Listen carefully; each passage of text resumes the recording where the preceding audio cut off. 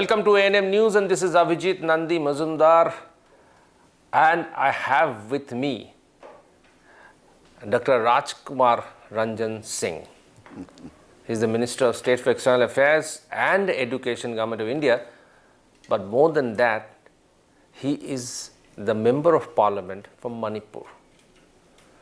Yes, we'll be discussing a lot of things about what's going on in Manipur, a lot of this, and clear the air, because there are a lot of propaganda going on, a lot of false narrative which are being published, and really from far we do not know what is the situation in Manipur at the moment. A lot of crossfires. So we will try and get as much as possible from our minister here, and he has been spearheading India's foreign mission abroad.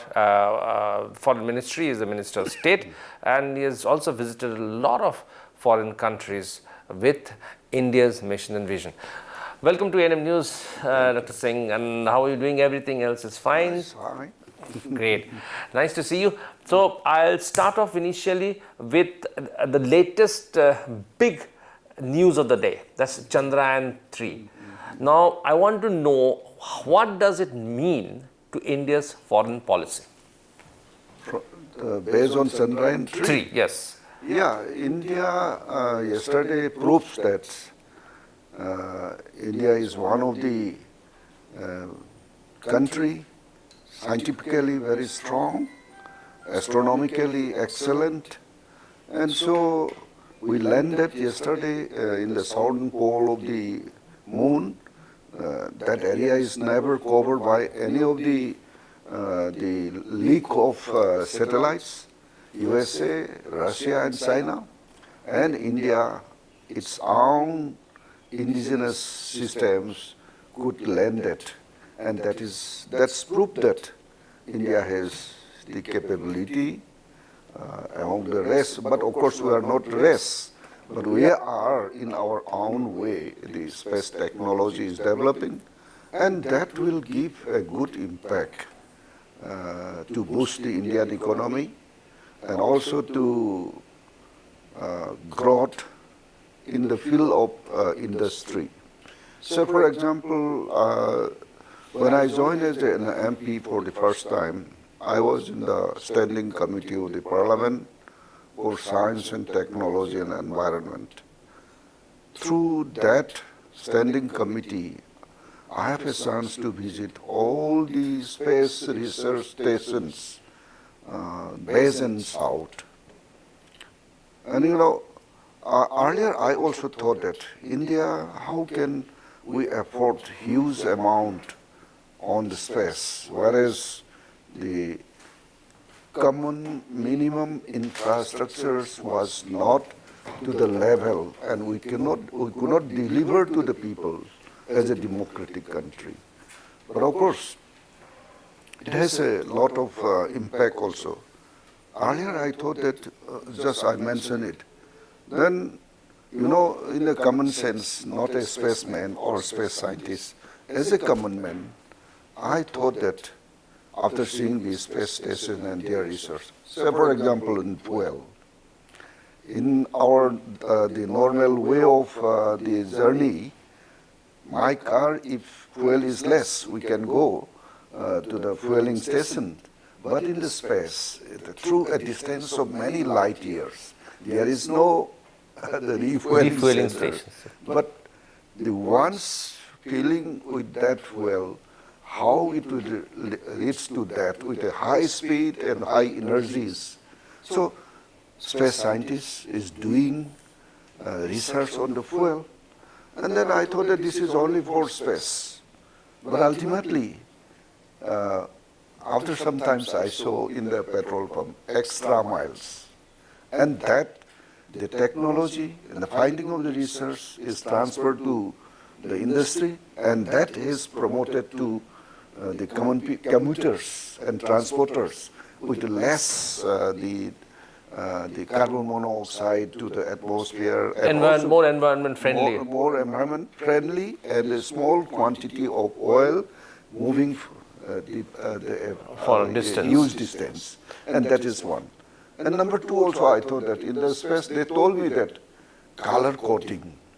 So when the space is moving in a high speed with the frictions of the atmospheric layers, the heating is quick and the burning down, blasting is one of the major problems, as I was conceived with hearing the stories.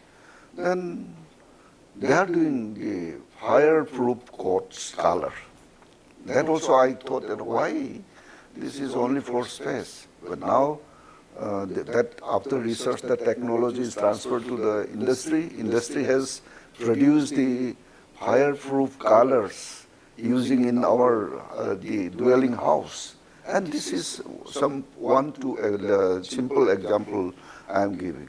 So doing the research on the space, we have a good benefit given to particularly in the communication system and also the aerial mapping and prediction of weather and prediction of crop diseases, soil, minerals, and even in the deep oceans mineral also it can be traced out through the satellite and remote sensing, and these are benefits that the people will, to the common man. common man and to the people of India, to the country as a whole, and it's boosts up the economy of the country.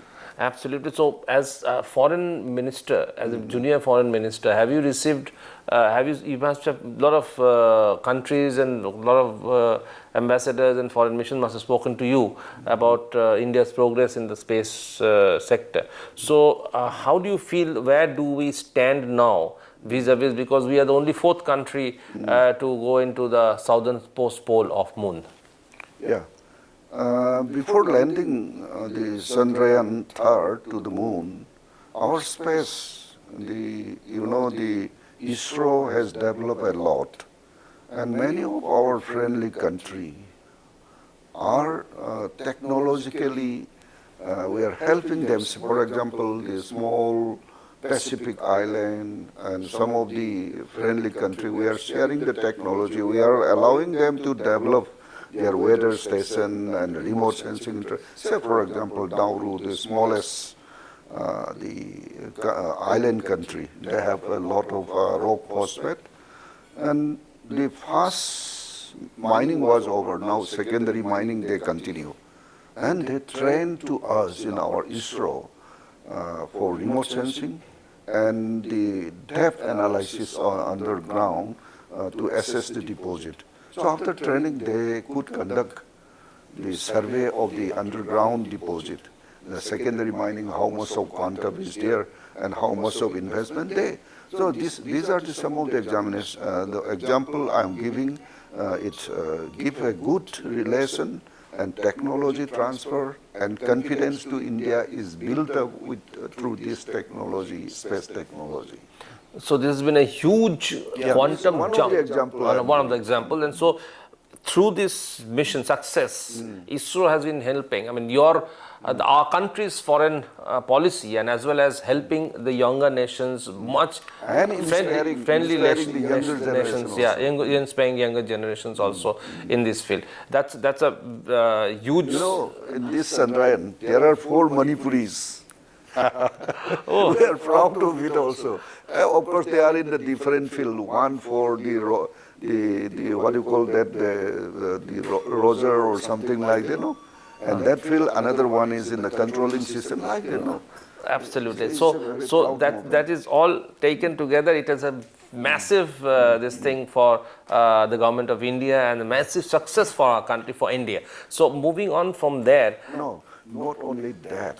In the space technology, Prime Minister Modi not confined to the ISRO only. We also privatize also. Okay. The private companies are also coming up and to share some of the space-related production, space-related science. So people's participation is also there. So if you can just elaborate on that, this private this thing on space that you are talking about at the moment, that Prime Minister Modi has given the private allowing private participation. So does it pertain to foreign countries also? Certainly. Same thing.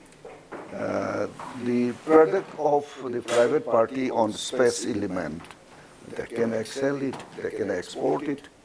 And that's why the technology transfer is It's here. taking place. So now you have been the Minister of State for External Affairs for quite some time. Now the election is knocking at the door, and you have visited several countries. So what satisfaction? Where do you think you are really satisfied? You are very happy, and how do you rate your own performance? At the beginning, I thought that external affairs, I never imagined that kind of portfolio will be given coming from the Northeast and past-time MP. It's a very difficult the portfolio, and also it carries the message of the country, and also built up the cemented relationship, as well as also promoting the trades and people-to-people connection. I really happy and wonder how Honorable Prime Minister Modi ji is choosing me as a State Minister of the External Affairs, and also assigning the Southeast Asia, where my physical appearance is almost same with all the South Asian countries. So whenever I visit in any of the country of the Southeast Asia, they treat me as if they are own the nation. So on the other hand, this has given unlock all those the uneasiness thing has been released when they saw my face. For example, when I visit for the International Yoga Day at the Cambodia and Laos, many of the Cambodians said that you are not Indian. I said that I'm Indian. Then from which part of India? Then this part. Then they realize it. Oh, you are belongs to the Lao San group. I'm also. They say that you are a San people. So San communities are there. So maybe. So from that ease of dealing, we can develop a lot. So. During my short visit, short span of the ministryship here,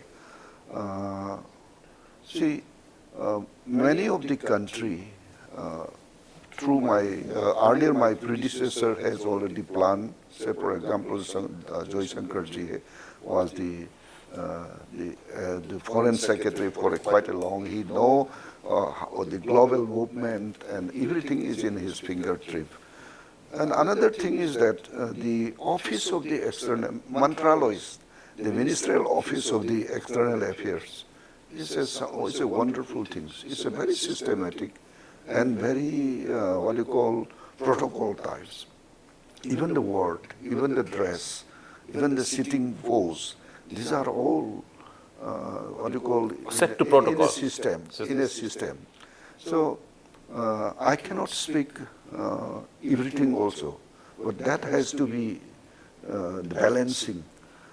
And also before visiting to that particular country, I have to know what kind of language, what kind of the culture, and background knowledge. Background knowledge has to so be there. the areas that you looked after, that the countries that you went, especially Southeast Asia, so India's relation with Southeast Asia has improved over in your time. That's what you're saying. Yeah, but see, not only they improve, make it revibrant. Okay. India and Southeast Asia has a historical relation. One is the Buddhist link, and another one is the Hindu link or Ramayana Mahabharata link. And the Cholas dynasty of the Deccan. All the Indian origins are from this. And even the language, even the culture is still maintained. So that's the whole Southeast Asia. It seems to be extended portion of the Indian subcontinent culturally and religiously. I want to say like this. Okay. And coming to the other department, the Education Ministry. So what has been your primary aim in the Education Ministry? Since my career started from the beginning as a educationist, and I have a lot of interest also, but you know education is a vast subject, and this is also another crucial minister. Whole of our citizen has to be trained in tune with the changing circumstances and complexities of the world. So that's why our Prime Minister, under his guidance, the National Education Policy 2020 is the compact and total revolutionary or structural change of the Indian education system. Saying so, we are not neglecting our ancient wisdom and tradition. Particularly in this, the National Education Policy, we make revibrant of our ancient system. For example, Nalanda, Takshashila, many the prominent the universities was there 5,000 years ago, 2,000 years ago. So based on that wisdoms and philosophy and the way of learning, combined with the modern technology and digital format and the changing circumstances, this is the combination of ancient and the changing world. So we are hopefully, and we have a full confidence that under this national education policy, our youths, whenever they pass on through this system, they are ready for the 21st century. They are competent for to do any job, and we are built up their mindset with the critical thinkings, and also United Nations Common Development, the National Development Goals, the parameter also fit in this education. So when we talk about this education, the lot of opposition leaders mention that you are distorting history. How do you react to that? History? I beg your pardon? You are distorting history. You are not. You are only putting in people who are with your party ideology. You are making the students study them, whereas you are neglecting other important leaders. Perhaps the current national education policy 2020 is a non-biased the system of policy. Say for example, in the medieval periods of India, why the earlier policy is not covering the medieval periods, the dynasties who rule India and their contributions, their built up, their architecture, their historical innovation. Why? For the last more than 70 or 75 years, why that portion is left out? We are bringing that portion. So there is no left out to others. We want to depict India's originality, India's contribution, or ancient those contribution left out intentionally or unknowingly, but that we discover and we added. What is the harm to put that things? Absolutely. Now there are a lot of institutions, there are a lot of complaints which come in that a lot of minority education institutions, they force students to follow certain minority rules for general students. So in this situation, what is your reaction to that? There is no force. You know, India as a nation, we need to strengthen the nation. And also we, at the same time, we are also appreciating the diversity, multiple diversity of the country, and we treat it as our strength and resource. Based on that, we are bringing the a streamline to the one nation's the policy. So the education will be one nation policy which Yes. covers everything, and you are clearly saying that you are not, I mean, what opposition is alleging, that you are not, you have not deleted any portion of major history of India, culture, What left out is what was left out earlier has been incorporated now. That is your. Yeah. So coming from the education now to something which concerns your state, Manipur. So that has been on the boil for the last 3.5 months, 4 months, maybe more. It slowly started and then it went out of control at a time when everybody started speaking about it, and a lot of people unnecessarily lost their lives. So what do you what is the basic? I mean, you're an MP, member of Parliament for Manipur, you have stayed there, what do you think is the basic problem? Basically, right from the eruption of that, the violence, I appeal on the true spirit of the Manipur. What is true spirit of Manipur? Manipur is a state having its own history of about 2000 years, and single dynasty ruled till now. And of course, the monarchy is not there, and it has it is recognized by the world for the the world famous polo. It was first play in Manipur. There are many backgrounds, and Manipur culture and civilization and even the language and heritage is the product of the composite multiple communities, ethnic communities. We have about 34, 35 ethnic communities. We were all symbiosis. And each and every language of the so-called Manipuri language is the accumulation of all those communities' language. And that also we use one of the, what do you call, the beauty of the language. Even the water. If you write it, the water in Manipuri language in the poetic forms, you will use some of the tribal language, ethnic language. It's a, what you call, I do not know in the language term. It's the stylish type of the wordings are used.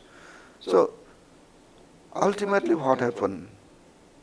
Basically, Manipur is the offshoot of the ancient Indian civilization, which link with the Southeast Asia. And that area was so peaceful during the king's time, having all the Vaishnavite, Ramanandi Dharma, and also the, what you call, Hindu Dharma.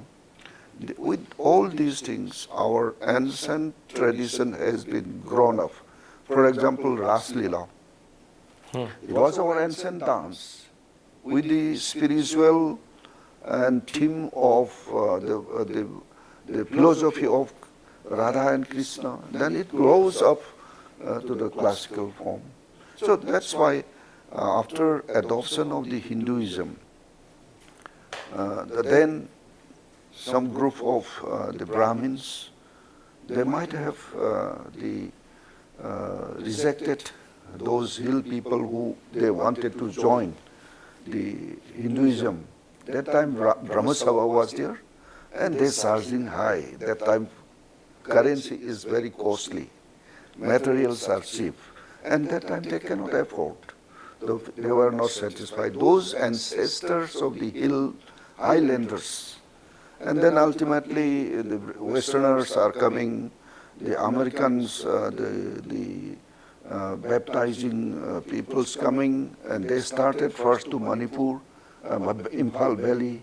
That time the climax of Hinduism is there. So no one was accepted except one, Mr. Ango, his name is. He is the cook of the American the Pettigrew. He spread, he convert the hill tribes peoples into Christian. Okay. So, so after that, the beliefs is different. And that's how the ethnic tribes started. Yeah, the hill peoples are almost converted to Christian. The valley are confined to the Hinduism, and some way of untouchability type of thing has evolved.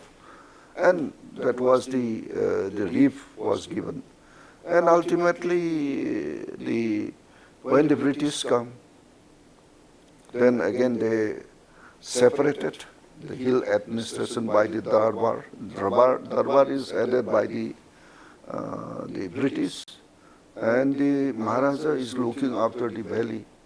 And then when we joined to the Indian Union, again the constitutional provision, again following the what you call legacy of the British style, Hill Area Committee and the plain general people. So These are the basic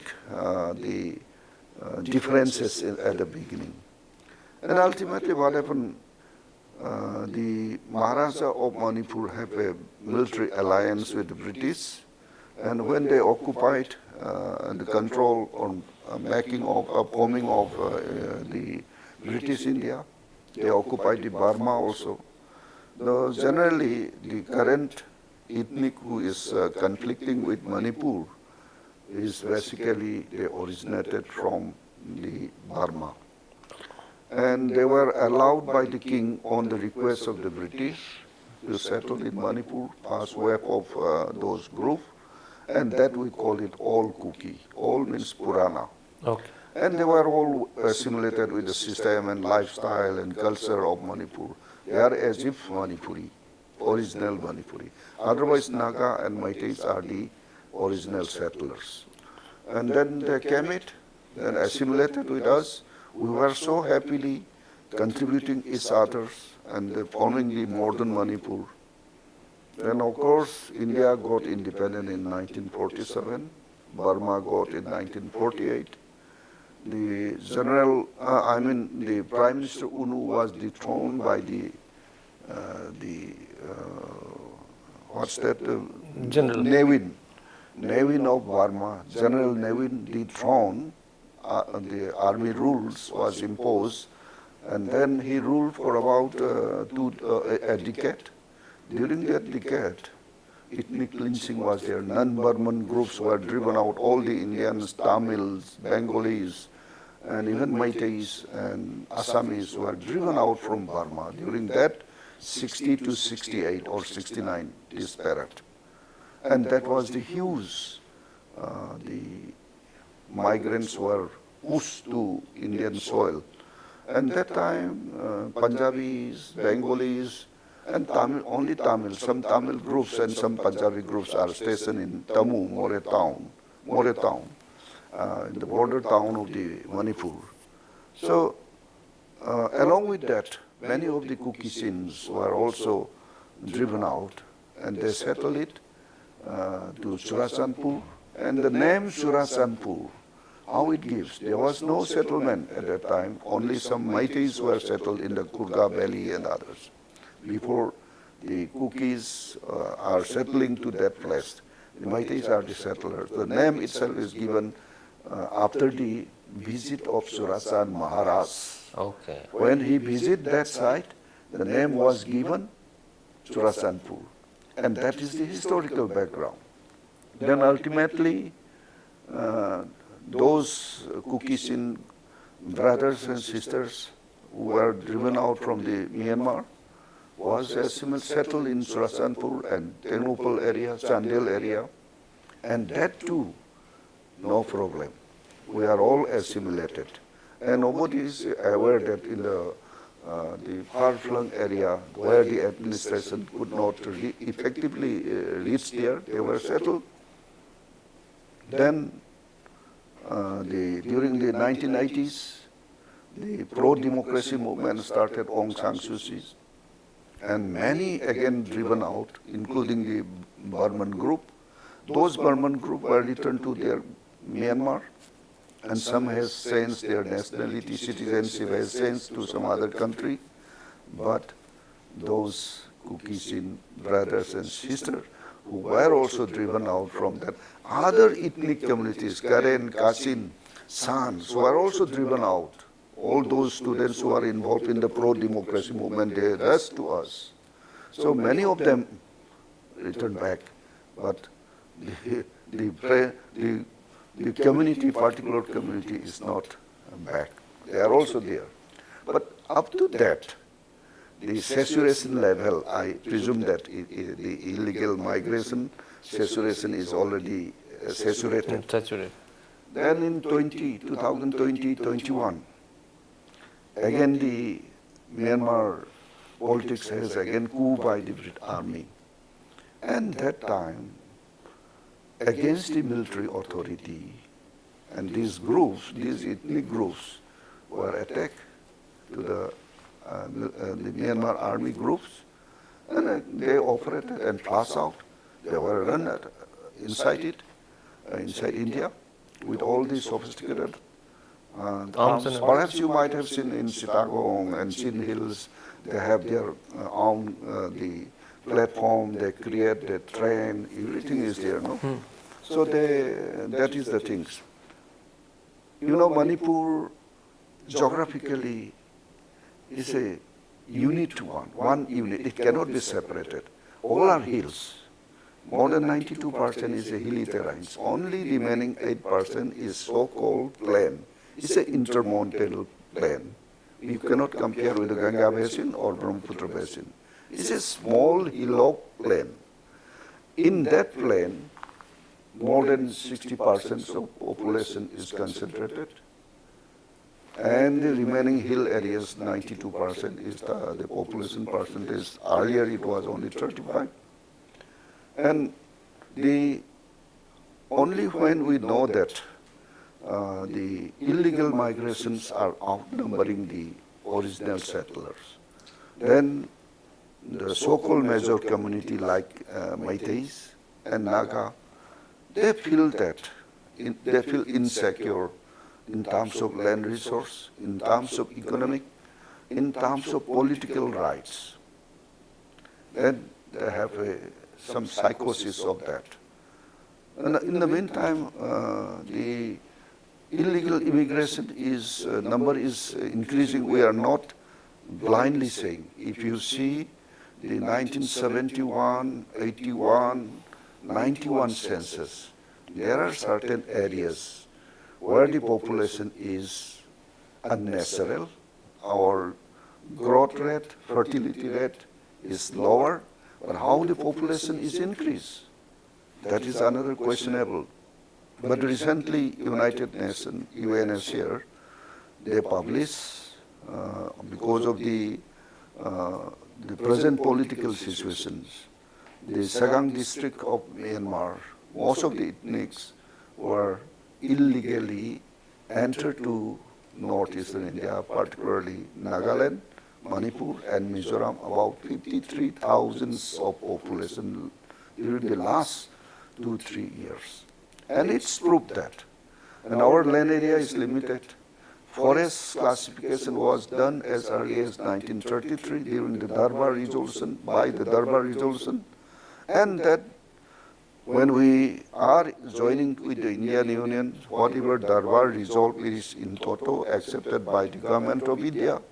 And also new gazette was issued as early as 1960s. So there was no question of newly the conversion of reserve forest or protected forest. But that was not there. But of course, if we see politically, the previous government, they are not conscious on this issue. And there are many, the issues were involved. Because of the previous government, they are not looking, they are not far-sighted. They did not tackle the issue. Yeah. They just how they passed the times with some of the resolution made by them. Say, for example, in Kangmatombi and Kangpokpi, it's an area of assembly constituency is not reserved, it's a general. So in that area, what happened? There were about 5 Nagar Panchayat. Why the Congress government in the year 2012 or 14, they converted to Hill Area Committee? Even the More town, there was a small town committee. During that time, Meitei can be the commissioner, Punjabi, Tamil, and tribal peoples are also in the town committee member. But now once it is converted to ADC, it's only for tribal areas. So they dominated slowly, and they were driven out, all those peoples. So this kind of administrative the blunder creating all this problem. Not only that, creation of the 15th district is also another blunder that I do not like to explain. Blunder by the Congress government? Yes. Now tell me one thing, people say drugs are a free flow in Manipur coming from this is the part of the Golden Triangle, why has the government not been able to control drug trade in Manipur? Actually, in some of the publications by some journalists already mentioned that 10% of the Golden Triangle drugs was shifted to Northeast India. And also, earlier Northeast India, including Manipur, is a drug peddler's route. Now it's transformed into hub of drug manufacture. And for that, those illegal immigrants, their source of earning is the poppy plantations. And there was some economic intelligence also published 3-4 months ago. A huge amount was encased in the region, particularly Nagaland, Mizoram or Manipur. So from where source that money is coming and for what purpose it was engaged within the shortest possible time, whether that amount is used for poppy plantation or to the current ethnic violence. And these are some of the things which has to be critically observed and analyzed.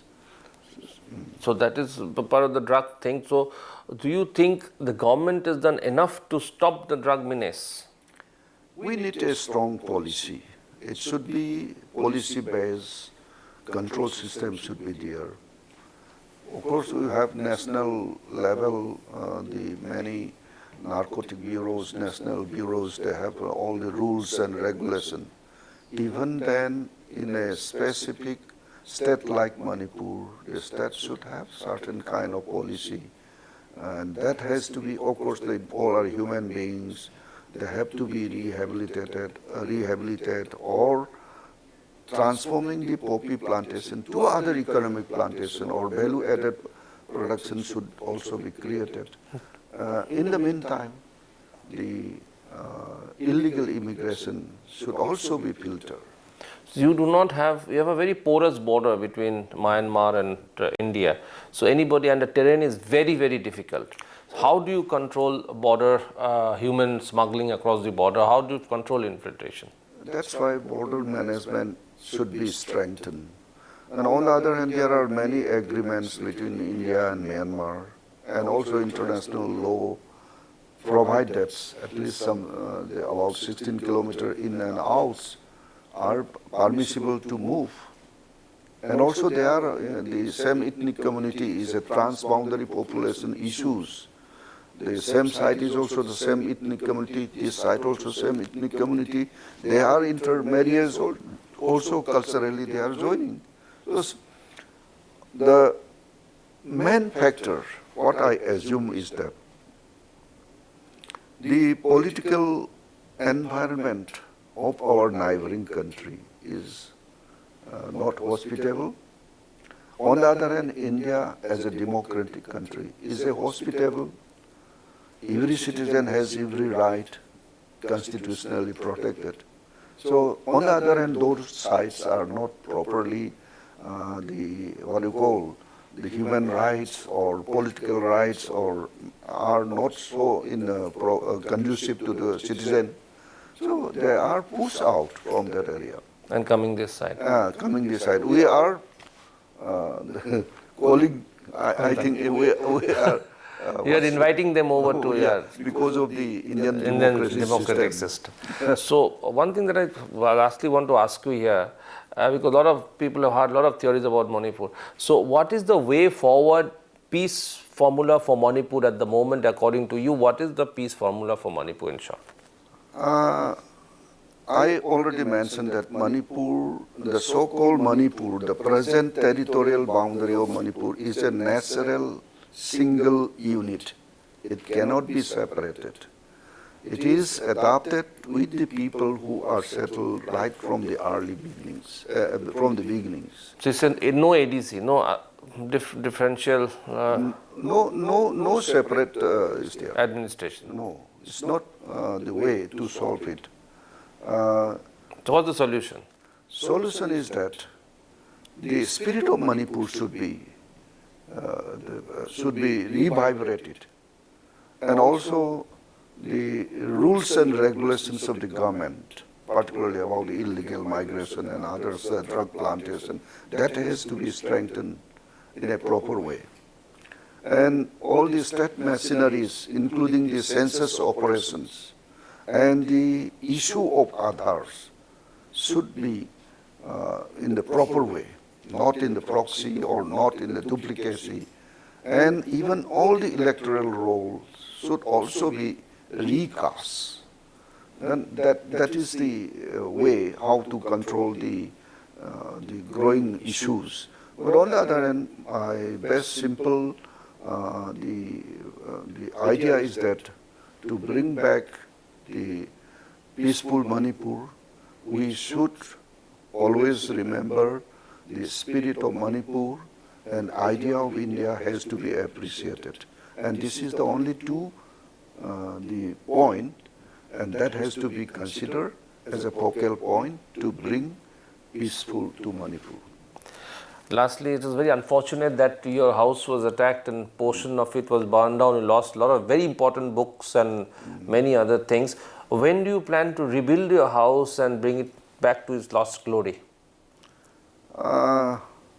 Yes, I feel emotion, the attack by the group of my communities. Perhaps they are politically biased or maybe jealous.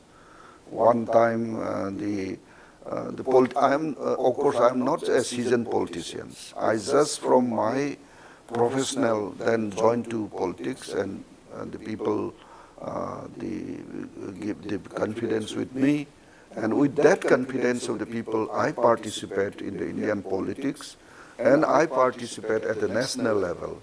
There are certain political parties who are biased.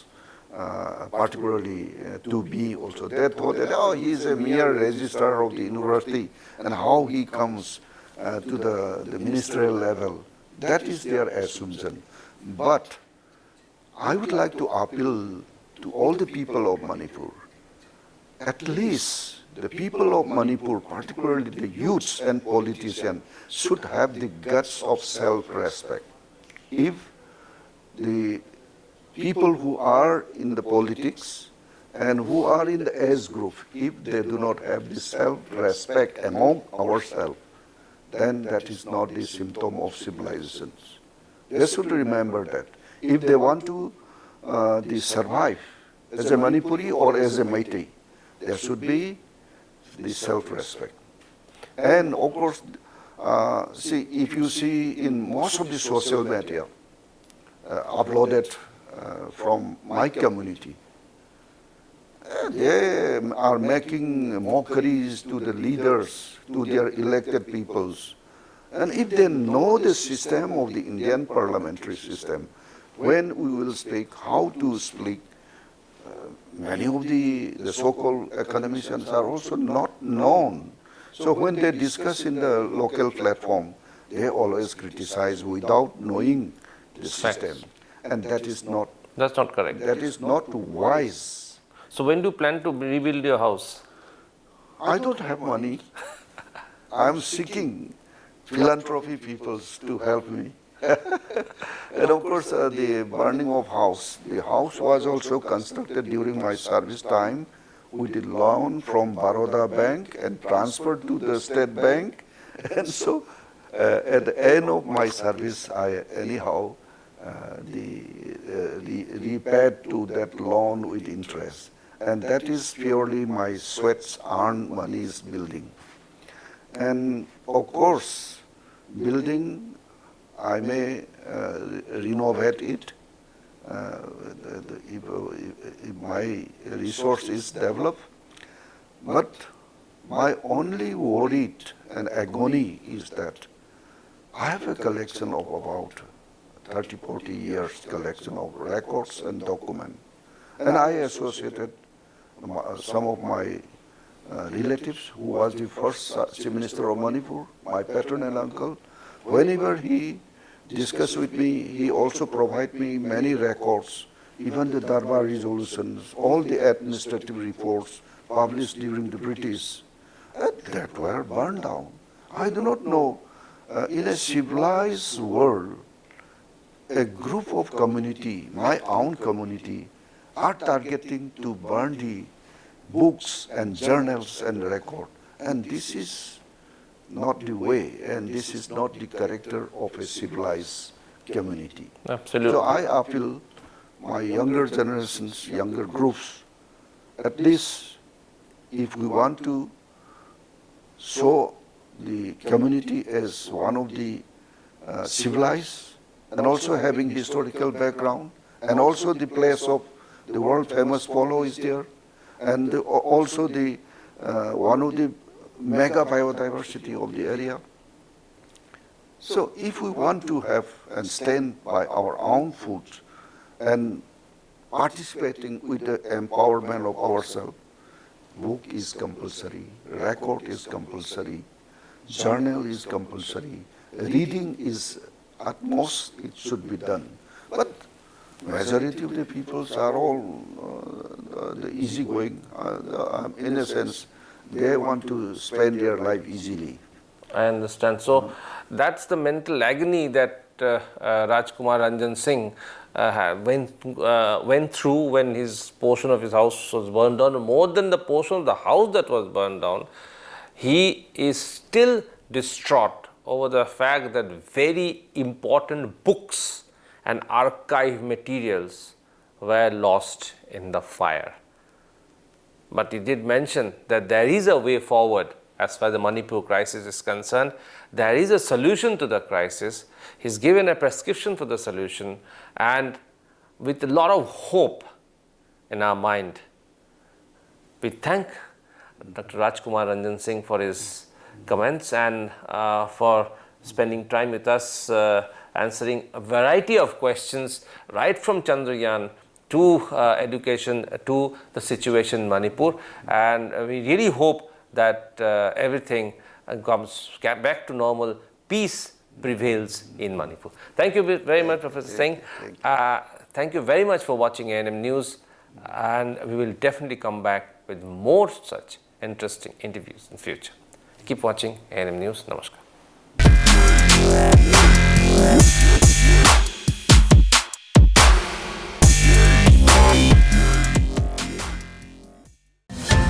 Please don't forget to subscribe our channel and also click the bell icon to get the latest updates.